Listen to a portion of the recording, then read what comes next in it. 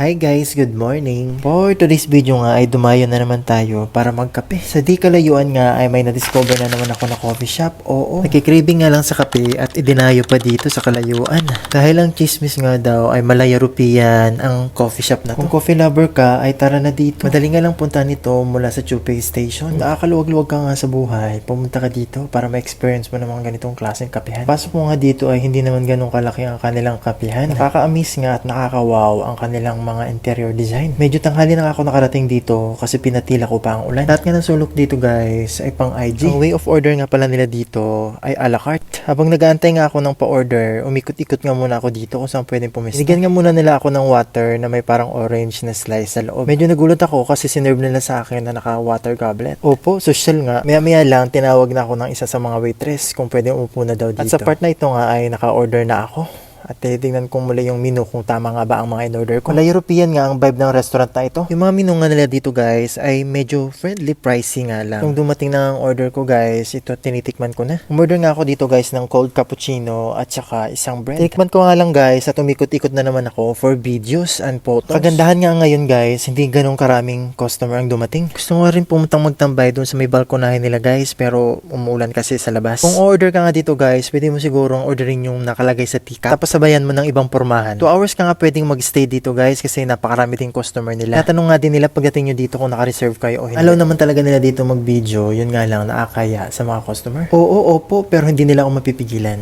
O siya, hanggang dito na lang aking video. Thank you for watching. Bye bye.